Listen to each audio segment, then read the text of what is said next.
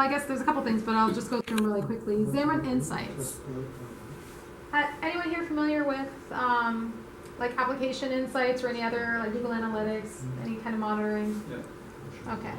So essentially with Xamarin Insights, it allows you to include code in your application so that when the app is published, you get real-time crash reporting, user information, application usage information in a dashboard online, so you can see how the app's being used when it's out in the wild. Pretty awesome. Okay?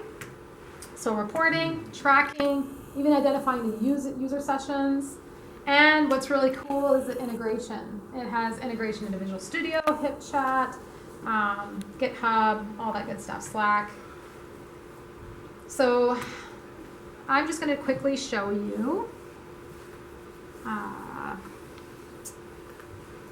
what the Xamarin Insights dashboard looks like, because I had been playing with it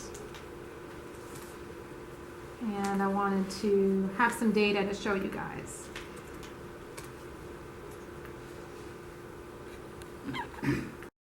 Okay, so as you can see, I was putting in some demo data for the MyWeather. So that MyWeather app that I was running here, like that you saw me, I had included some Xamarin Insights information like throughout the app, and even from yesterday when I was testing it, just so that I had some different data. So as you can see, I get kind of an overview of what's going on, any issues that have happened. I can see the different users that have logged in, and from what device. So this was from the Samsung. This was from the simulator or the emulator.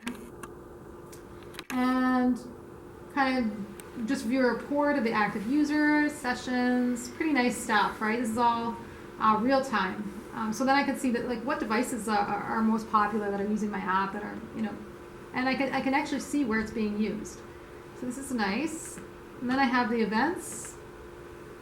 This is tracking the time it took to retrieve the forecast. So I want to say, how long did that web API call take? Well, not really. I mean, it's like 29 milliseconds. That's not bad, right? And retrieving the weather, again, fairly quick call, a little bit longer. And then I can see that the get weather command was actually called if somebody wanted to use the GPS or by location. So not only do I know that the event was called, but I can pass parameters to it. So it's kind of like, I've specified, I want to know, like I'm passing in the latitude and longitude for each person, for each time the call was made, if they're using the GPS. And if it's by location, then I'm passing in the city that they entered. So this is custom information that I'm passing in so that I can have more information about who's using the app, and even the units that they selected, if they want to view it in imperial or metric, right? Right. Very cool stuff, right? Sponsored by the CIA? Yeah, NSA.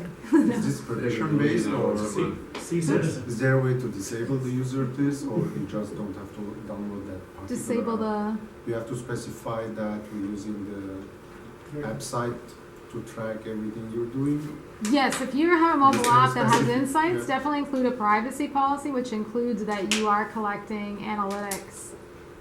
And if you're collecting information that's sensitive, you need to let them know. So if you're collecting their email address and passing it to this, that's a privacy issue. You need to include that. Definitely notify them of that. Probably not do that. I mean, I don't like the idea of collecting personal user information and putting it up somewhere like this. When you're tracking an app and stuff, I mean, the way a user uses it is one thing, but to try and take some of their personal data might not be any good. But yeah, anything that you're doing that's affecting data on their device or that you're tracking, you want to let the user know you're doing that. But from the platform specific, there is no way to catch Xamarin developer to have that kind of information. Oh, you mean the Xamarin Yes.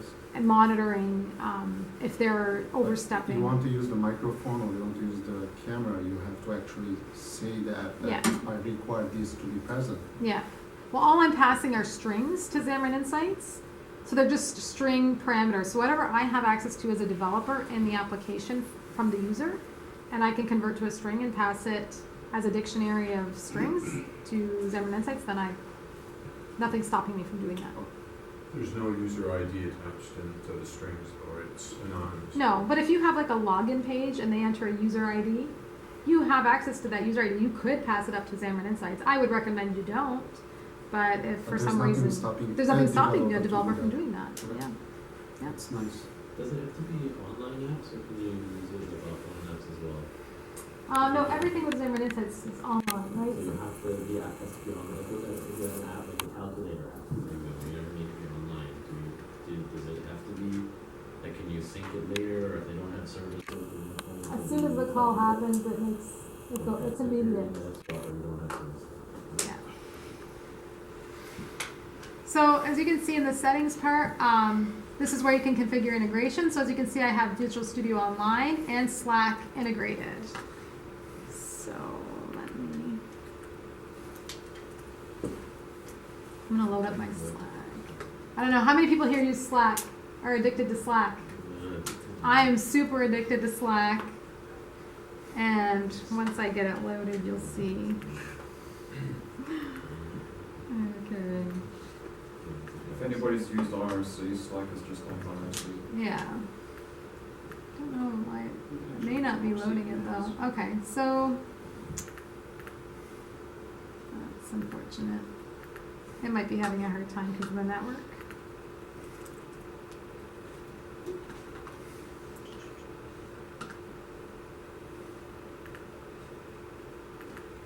Yeah, it's too bad. If I can't get it, I can't get it. But it's really neat because what you'll see in Slack is anytime an error or warning happens, the channel that I've configured it to post to, it'll post to that Slack channel. So I'll have notifications in my Slack.